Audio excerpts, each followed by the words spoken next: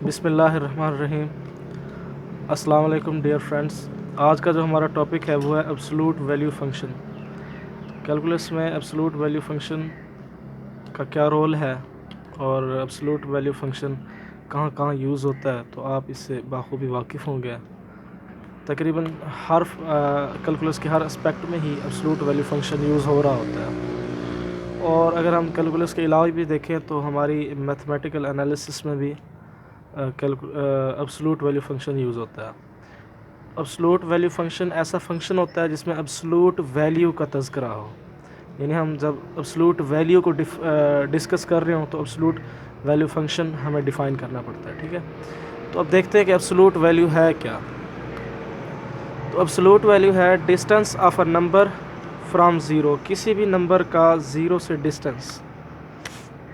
ये ज़ीरो है, आपकी इस तरफ पॉजिटिव नंबर्स हैं पॉजिटिव इन्फिनिटी, नेगेटिव नंबर्स हैं नेगेटिव इन्फिनिटी। हम ये देखते हैं कि कोई नंबर ज़ीरो से कितना दूर है, यानी ज़ीरो से कितना दूर है, वो जो डिस्टेंस होगा वो उसका एब्सोल्यूट वैल्यू कहलाएगी उस नंबर की। एक मिसाल ले लेते हैं। अगर मैं ये 4 देखता हूँ, मैं इस जगह पे खड़ा हूँ इस वक्त 4 पे, और ये मेरा ज़ीरो है, तो इन दोनों के दरमियान कितना फ़ासला है, वो है 4 यूनिट्स। ठीक है, तो 4 का ज़ीरो से फासला कितना है, 4 यूनिट्स। तो 4 की एब्सोल्यूट वैल्यू कितनी होगी, ज़ीरो की एब्सोल्यूट वैल्यू कितनी होगी, 4 होगी। अब मैं इधर से कोई नंबर लेता हूँ, ये उठाता हूँ, -3 मेरे पास नंबर है, ज़ीरो से इसका फासला देखना है। तो इसका ज़ीरो से फासला कितना है, -3 की एब्सोल्यूट वैल्यू को इस सिंबल से मॉड से शो कराते हैं। तो -3 का फासला कितना है, 3 यूनिट। देखें ना, 1 2 3। हम नेगेटिव को नहीं देख रहे, नेगेटिव को क्यों नहीं देखते, वो हम इस डेफिनेशन में उसको क्लियर कर देंगे। अभी आपने जस्ट ये देखना है कि किसी भी नंबर की एब्सोल्यूट वैल्यू उसका ज़ीरो से डिस्टेंस होता है। अब हम देखते हैं कि वो नेगेटिव को हम मॉड नेगेटिव को पॉजिटिव कैसे करता है, और इसको मज़ीद हम किस तरह एब्सोल्यूट वैल्यू फंक्शन को डिफ़ाइन कर सकते हैं। वो कहता है ये जो आपका मॉड होगा ना, ये इसका काम ही यही है कि ये वो मशीन है, ये यूँ समझ ले वो डिवाइस है जो नेगेटिव नंबर को पॉजिटिव करेगी।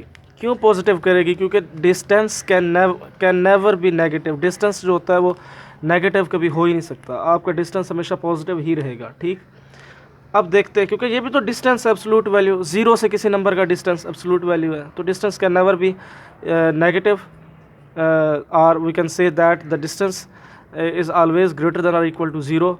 हमेशा या तो डिस्टेंस ज़ीरो होगा या उससे बड़ा होगा, नेगेटिव डिस्टेंस एग्जिस्ट ही नहीं करता। अच्छा देखिए, वो डिफ़ाइन किस तरह कर रहा है, इस चीज़ को आपने समझना है। एक्स की मॉड वैल्यू, ठीक है, कोई भी नंबर है हम उसकी मॉड वैल्यू लेना चाहते हैं, यानी मॉड वैल्यू से मुराद ये कि एब्सोल्यूट वैल्यू मॉड लेंगे जब, उसमें फिर दो केसेस आ जाएंगे।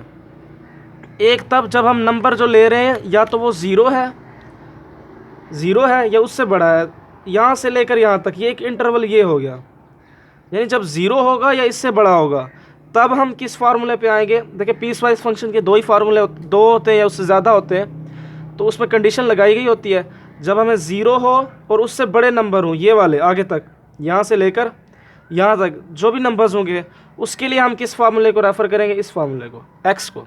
ठीक है, तो फार्मूले को रेफ़र करते हैं। मैं अगर 8 की ले लेता हूँ एब्सोल्यूट वैल्यू, तो देखें 8 की एब्सोल्यूट वैल्यू ले रहा हूँ, इस फार्मूले को लूँगा कि इस फार्मूले को, इसमें कह रहा है ज़ीरो हो या उससे ग्रेटर हो, इसमें कह रहा है ज़ीरो से लेस हो। तो देखें 8 जो है डेफिनेटली आपको पता है कि वो ज़ीरो से ग्रेटर है, तो हम इस फार्मूले को रेफ़र करेंगे। तो आंसर में क्या आ जाएगा, जस्ट एक्स, याद रखना है आपने, आंसर में 8 जो है आंसर आ गया उसका। तो 8 क्या है, उसकी एब्सोल्यूट वैल्यू है, यानी 8 यूनिट जो है, नंबर 8 जो है वो ज़ीरो से दूर है। ठीक है, अगर मैं कोई नंबर ज़ीरो से लेस लेता हूँ, मतलब नेगेटिव नंबर लेता हूँ, देखो मैं एब्सोल्यूट वैल्यू ले रहा हूँ किसी नंबर की और वो नंबर ज़ीरो से लेस है, यानी -7 की मैं एब्सोल्यूट वैल्यू ले रहा हूँ, तो तब क्या बनेगा, वो कहता है भाई देखो -7 की, आपने याद रखना है -7 की, इधर x की एब्सोल्यूट वैल्यू, इधर -7 की एब्सोल्यूट वैल्यू, यानी x की वैल्यू क्या है, -7। तो तब कहता है आपने ये फार्मूला लगाना है, ये फार्मूला लगाना है, माइनस माइनस वैसे आ गया, x की जगह पे हमने क्या लिखना है, -7। तो ये माइनस और माइनस क्या हो जाते हैं, +7। तो मतलब 7 डिस्टेंस, 7 यूनिट जो है -7 ज़ीरो से दूर है। तो उम्मीद है आपको ये चीज़ क्लियर होगी एब्सोल्यूट वैल्यू का कंसेप्ट आपको क्लियर हो गया होगा। अब हम चलते हैं इसके ग्राफ पे चलते हैं, फिर इसकी हम डोमेन और रेंज को भी डिफाइन कर देते हैं। इसका ग्राफ कैसे बनाते हैं वो भी मैं आपको सिखा देता हूँ। उसमें शार्प पॉइंट क्या होता है और डेरिवेटिव कहाँ पे एग्जिस्ट नहीं करता, ये चीज़ें बता देता हूँ आपको। चले हम देखते हैं इसका ग्राफ के लिए मैंने ये कोऑर्डिनेट एक्सिस लगाए, एक्स एक्सिस और वाई एक्सिस, ठीक है। और ये कम कर लें ताकि हम कैलकुलेशंस कर लें साइड पर। तो देखें जब मैं x इक्वल टू 0 पुट करूँ तो ये वाला केस लगेगा, ये वाला केस लगेगा, ठीक है। तो 0 की जगह पे क्या हमने पुट करना है, x मॉड। फंक्शन हमारा ये है, यानी हम 0 का मॉड लेने जा रहे हैं, यही मैंने कहा है ना। तो 0 के मॉड के लिए हम ये केस रेफ़र करेंगे। इस केस में क्या कह रहा है कि x एज इट इज़ रहेगा, तो वो 0 0 ही रहेगा। 1 का मॉड लें तो भी इसी फार्मूले को रेफ़र करना पड़ेगा, क्योंकि 1 जो है वो 0 से बड़ा है, तो इसकी भी 1 आएगी। 2 का मॉड लें तो 2 आएगा। -1 का लेते हैं मॉड। -1 का मॉड देखें, अगर -1 का आप मॉड लेंगे, याद रखें ये जो हम पुट कर रहे हैं ना 0 1 2 -1, ये x की वैल्यूज़ हैं, और ये जो आंसर आ रहे हैं हमें, ये जो आंसर मिल रहे हैं ये y की वैल्यूज़ हैं, f(x) की वैल्यूज़ हैं, ठीक है। तो हमने इसी के हिसाब से पेयर बना के हमने मैचअप करना है। -1 पुट करते हैं तो देखें -1 0 से क्या है, लेस है, तो ये फार्मूला अप्लाई होगा या ये फार्मूला अप्लाई होगा। जब इस फार्मूला में पुट करेंगे तो देखें माइनस वो फार्मूले वाला पहले से, x की जगह पे हम क्या पुट कर रहे हैं, किसकी एब्सोल्यूट वैल्यू ले रहे हैं, -1 की, तो आंसर फिर क्या आ जाएगा, 1 आ जाएगा, यानी पॉजिटिव ही रहेगा। -2 की करेंगे तो वो क्या आ जाएगा, 2 ही आएगा। इसी तरह आप बाकी वैल्यूज़ की भी लेंगे तो हमारे पास हमेशा पॉजिटिव नंबर आएगा। इसका मतलब ये हुआ, ऑर्डर पेयर में देखें, अगर मैं x 0 पुट कर रहा था, इस जगह पे देखें x 0 तो y 0, x 1 तो y 1, देखें x 1 इस तरफ जाना है आपने, x 1 यूनिट x एक्सिस पर, फिर ऊपर भी जाना है, तो ये x1 और y1 हो गया अप्रॉक्सीमेटली। जब x2 होगा तो y कितना होगा, y भी 2। अच्छा, ये x3 होगा तो फिर y कितना होगा, y भी 3 होगा। x4 होगा तो y कितना होगा, वो भी 4 होगा। अब हम देखते हैं नेगेटिव नंबर पुट करते हैं। -1 पुट किया था मैंने, तो क्या आंसर आया था, +1। याद रखना है, अपने जहन में इसको बिठा लें कि नेगेटिव नंबर पुट किया, -1 तो 1 आया था। किससे कैसे आया था, मैंने वो इधर एक्सप्लेन कर दिया कि कौन सा केस हमने फॉलो करना है। -2 पुट किया तो -2 आया, +2 आया। इसी तरह ये भी हमें पॉजिटिव वैल्यूज़ देगा, इधर भी। तो इसको आपने यूँ इधर से ऐसे और इधर से ऐसे ग्राफ बना देना है। तो ये आपका ग्राफ है जी, एब्सोल्यूट वैल्यू का ग्राफ, ठीक।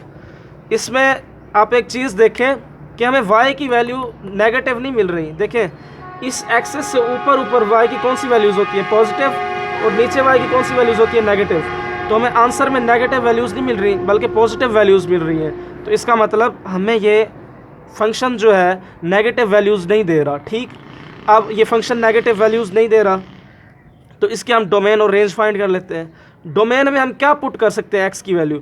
आप x की वैल्यू जो मर्जी दिल करे पुट करें, -∞ से लेकर +∞ तक, जो भी नंबर आप नेगेटिव, पॉजिटिव, डेसिमल, अब जिस तरह का नंबर पुट करेंगे तो आपके पास कोई ना कोई रिज़ल्ट आएगा। ये फंक्शन डिफ़ाइन रहेगा, जिस वैल्यू पे ये फंक्शन डिफ़ाइन रहता है वो उसकी क्या होती है, डोमेन हुआ करती है, जो हम इनपुट करा रहे होते हैं। और रेंज क्या होगी, रेंज हमेशा आपके पॉजिटिव नंबर्स आएंगे, पॉजिटिव रियल नंबर्स, यानी 0 को भी शामिल करते हुए। 0 भी आ सकता है, 0 आया है तो 0 से लेकर +∞, क्योंकि ये नेगेटिव नंबर देता ही नहीं है, इसका काम। रेंज क्या थी हमारी, आउटपुट। मॉड में जब भी नेगेटिव नंबर दोगे तो वो उसको पॉजिटिव करके देगा। इसका मतलब नेगेटिव नंबर इस फंक्शन में आ ही नहीं सकते। तो हमारे नंबर फिर क्या होंगे, नॉन नेगेटिव रियल नंबर्स, जो नेगेटिव ना हों। वो 0 से स्टार्ट होते हैं और अप टू सॉन इन्फिनिटी तक जाते हैं। इन्फिनिटी ओपन इंटरवल में, 0 क्लोज इंटरवल में, इसलिए क्योंकि अगर हम 0 पुट करें तो आउटपुट हमारा 0 आ जाता है, इसलिए क्लोज इंटरवल में, यानी ये भी हमारी रेंज में शामिल है, ठीक। अच्छा, इसके बाद हम बात करते हैं इसके शार्प पॉइंट पे। ये शार्प पॉइंट है ना, अच्छा देखिए, इससे जो ये फंक्शन मैंने ग्राफ ड्रा किया है, किसी भी पॉइंट पर आप टेंजेंट गिरा सकते हैं। इस पर किसी भी पॉइंट पर आप टेंजेंट गिरा सकते हैं और वो टेंजेंट एक ही गिरेगा। लेकिन अगर मैं इधर टेंजेंट गिराना शुरू कर दूं, ये भी टेंजेंट है, जैसे यूं गिराऊं टेंजेंट है, ये भी टेंजेंट है, आप इधर से टेंजेंट गिरा सकते हैं। तो इधर लामहदूद टेंजेंट गिरेंगे, यानी बहुत सारे टेंजेंट गिरेंगे। जब बहुत सारे टेंजेंट गिरे इस इधर इस जगह से निकाले जा सकते हैं, तो इसका मतलब इसकी स्लोप क्या होगी? इसकी स्लोप जो है हम फाइंड ही नहीं कर सकते। क्यों नहीं कर सकते? क्योंकि बहुत सारे टेंजेंट हैं, सबकी अलग अलग स्लोप है। जब हम स्लोप फाइंड नहीं कर सकते, तो इसका मतलब डेरिवेटिव एक्स मॉड का डेरिवेटिव ज़ीरो पे एग्जिस्ट ही नहीं करता। बस आपने ये चीज़ें याद रखनी है। उम्मीद है आपको एब्सोल्यूट वैल्यू फंक्शन के बारे में पता चल गया होगा। मज़ीद आपने इसके बारे में एलाबोरेशन करनी है, इसके प्रैक्टिस करनी है, इसके मुख्तलिफ पहलू देखने हैं। अगर कोई सवाल पूछना हो तो ज़रूर पूछेगा। अल्लाह हाफिज़।